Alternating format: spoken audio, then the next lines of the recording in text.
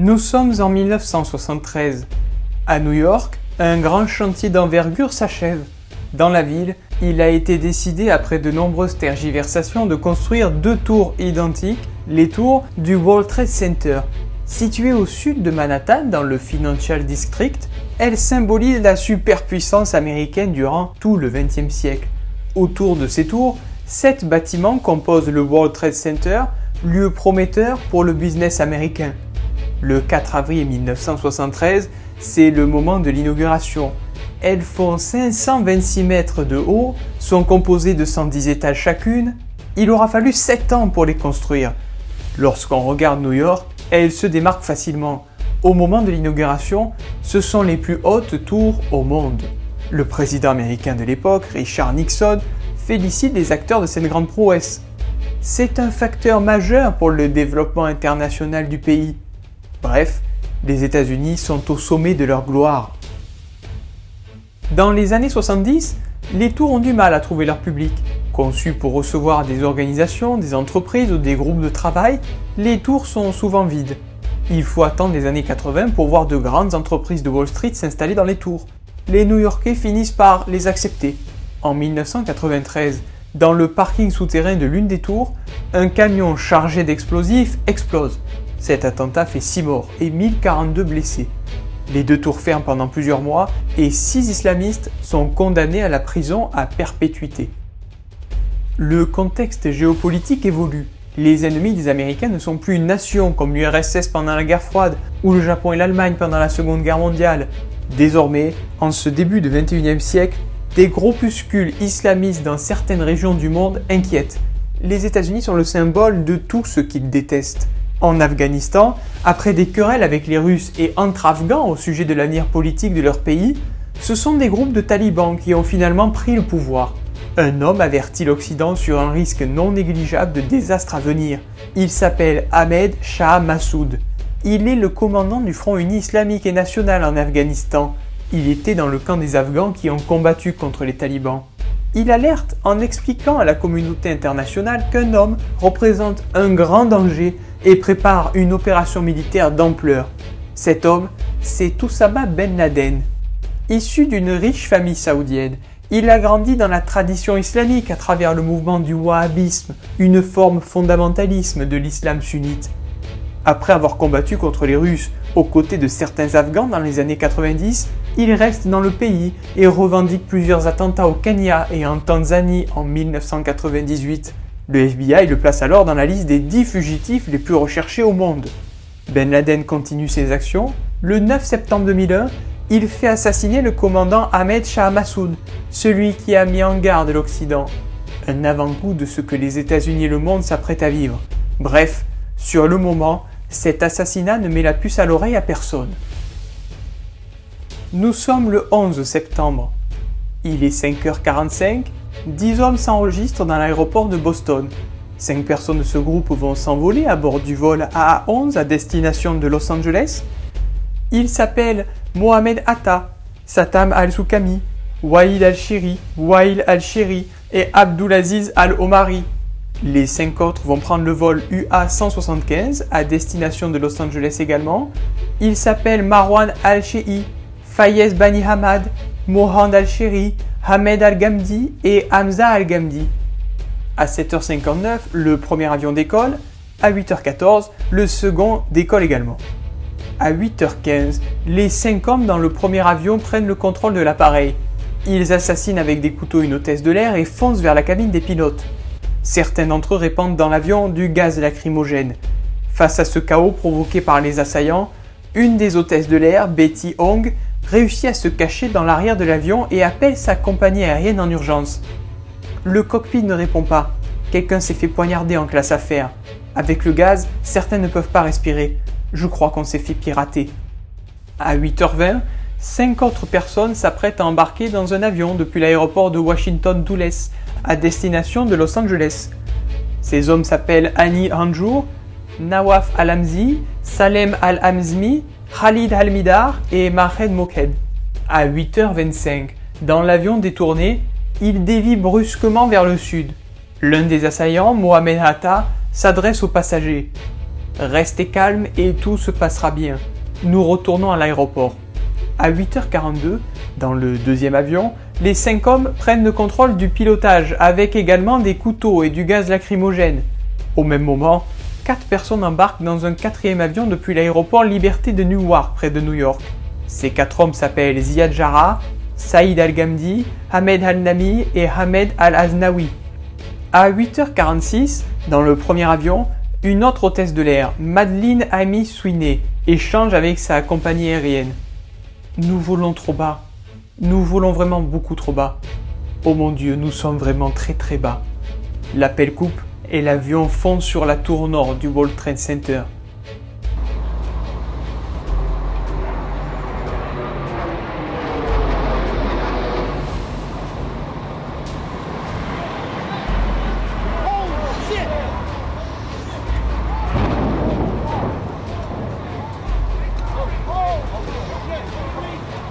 L'appareil arrive entre le 93e et le 99e étage, à 790 km/h. Tous les passagers sont morts sur le coup. À 8h53, le 3e avion au départ de Washington est également détourné et change de direction. Les assaillants coupent le transpondeur pour que l'appareil ne soit plus localisable. À 8h56, le président américain George W. Bush, alors en visite dans une école en Floride, est alerté discrètement devant une classe d'élèves tout en étant filmé. À 8h58, le 2e avion fait demi-tour en direction de New York. Sans vraiment savoir ce qu'il se passe, un passager téléphone à son père.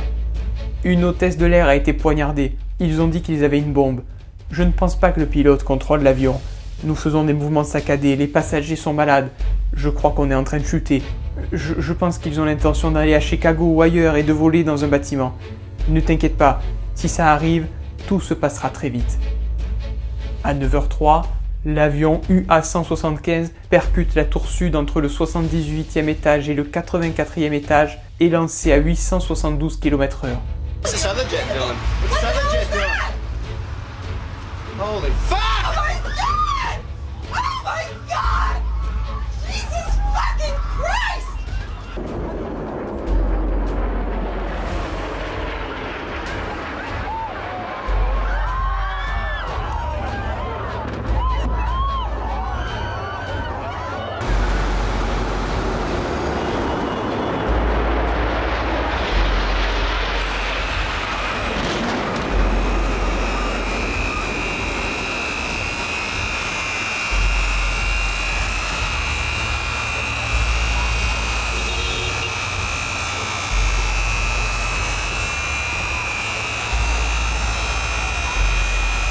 À 9h28, le 4e avion est détourné. Parmi les malfaiteurs, un homme dit également qu'il y a une bombe dans l'avion aux passagers. À 9h29, George W. Bush fait une déclaration depuis l'école de Floride. Aujourd'hui, nous vivons une tragédie nationale. 2 avions se sont écrasés dans le World Trade Center, s'apparentant à une attaque terroriste contre notre pays. Mais à ce moment-là, il reste toujours 2 avions dans les airs qui ont été détournés par les groupes armés. À 9h37, un 3e avion s'écrase dans la partie ouest du Pentagone, volant à 850 km/h. Les 64 personnes à bord meurent ainsi que 125 personnes au sein du département de la défense américaine.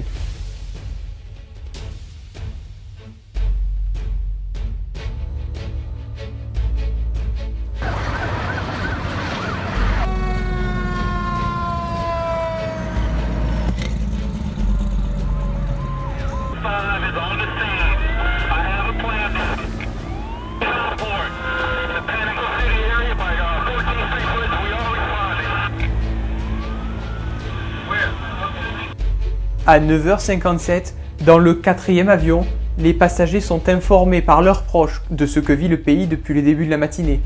Ils réussissent alors à se rebeller contre les 4 hommes armés. À 10h03, après 33 minutes de détournement, le 4e avion s'écrase dans une plaine à côté de Shanksville en Pennsylvanie. Les assaillants fonçaient vers Washington, mais les passagers ont réussi à faire atterrir l'avion où les 44 personnes décèdent pendant l'impact. Selon des enquêtes, l'avion se dirigeait vers le Capitole ou la Maison-Blanche.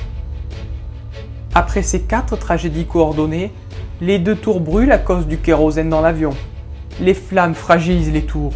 Parmi les personnes présentes dans la structure, Ceux qui sont sous l'incendie tentent de s'échapper, mais ceux qui sont au-dessus sont bloqués. 600 personnes sont bloquées en haut de la tour sud, 1360 en haut de la tour nord. Certains décident de se jeter dans le vide par désespoir à plus de 400 mètres de hauteur. La tour sud finit par s'écrouler sur elle-même. Cette chute provoque un éboulement de poussière et de projectiles de béton sur plusieurs centaines de mètres.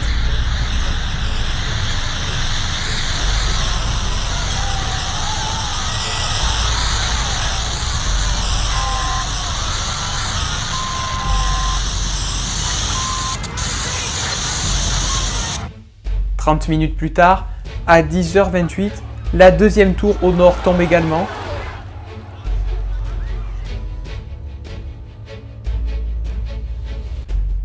Elle provoque un nuage de poussière asphyxiant et tue de nouvelles personnes qui n'ont pas eu le temps de s'enfuir ou d'autres même qui courent pour s'éloigner au mieux des tours.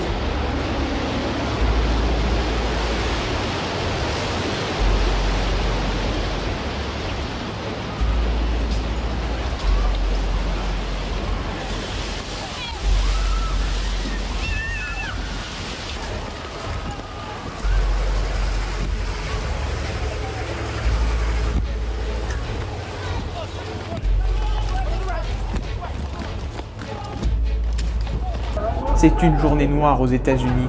Dans la ville si bruyante de New York, plus aucun bruit ne se fait entendre. Le soir à 20h30, le président Bush s'exprime au peuple américain. Ces actes meurtriers à grande échelle étaient destinés à effrayer notre nation en la plongeant dans le chaos et le repli. Ils ont échoué. Notre pays est fort. Un grand peuple se lève pour défendre une grande nation. Les attentats terroristes peuvent secouer les fondations de nos immeubles les plus hauts, mais ils ne peuvent pas ébranler les fondations de l'Amérique. Ces attaques brisent l'acier, mais ne peuvent entamer l'acier de la détermination. L'Amérique, ses amis et ses alliés se joignent à tous ceux qui veulent la paix et la sécurité dans le monde, et nous sommes unis pour gagner la guerre contre le terrorisme. Au moment de l'impact, 17 400 personnes étaient présentes dans les tours, 2 977 personnes sont décédées durant ces attaques terroristes, 6 291 personnes ont été blessées et rencontreront plus tard des problèmes de santé comme de l'asthme, des bronchites répétées et des cancers dus à la respiration de substances toxiques. Très vite, le FBI trouve le nom de l'organisation responsable de ces attentats, le groupe terroriste d'Al-Qaïda, mené par Oussama Ben Laden. Moins d'un mois après les attentats, les États-Unis entreront en guerre en Afghanistan où vit Ben Laden. L'objectif des Américains sera de le retrouver mort ou vif. Les États-Unis demanderont au régime des talibans de coopérer en donnant à leurs autorités Ben Laden, mais les talibans expliqueront que, selon eux, aucune preuve ne démontre la culpabilité du représentant d'Al-Qaïda dans les attentats du 11 septembre. Face à ce refus de coopération, Bush enverra l'armée américaine sur place. Elle est épaulée par les armées anglaises, françaises et canadiennes. Les talibans ne résisteront pas longtemps et un gouvernement de transition sera mis en place. Plusieurs attaques dans différentes régions du pays auront lieu, mais Ben Laden restera introuvable.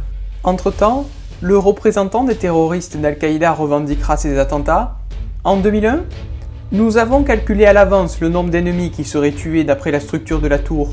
Je pensais que l'incendie du carburant de l'avion ferait fondre la structure en fer du bâtiment et que cela provoquerait uniquement l'effondrement des étages percutés par l'avion et de ceux situés au-dessus. C'est tout ce que nous espérions. Puis en 2002, Dieu nous a demandé de terroriser les mécréants, et nous avons terrorisé les mécréants. Le 2 mai 2011, l'armée américaine annoncera que Ben Laden a été tué chez lui, dans sa villa, d'une balle à la tête et à la poitrine. Le président Barack Obama déclarera alors « Aujourd'hui, sous mon autorité, les États-Unis ont lancé une opération ciblée contre ce centre à Abbottabad au Pakistan. Aucun Américain n'a été blessé. Ils ont pris garde à ne pas faire de victimes dans la population civile. Après un échange de coups de feu, ils ont tué Oussama Ben Laden et ont emmené son corps. Le corps de Ben Laden sera placé à l'intérieur d'un sac lesté, immergé en mer d'Arabie le lendemain. Aujourd'hui, les deux tours n'ont pas été reconstruites, mais l'emplacement des tours est bien visible. Un lieu d'hommage a été créé avec le nom de chaque disparu pendant le drame. Après les attentats, 3 tours seront construites dans le complexe du World Trade Center, dont la tour One World Trade Center, surnommée la Freedom Tower.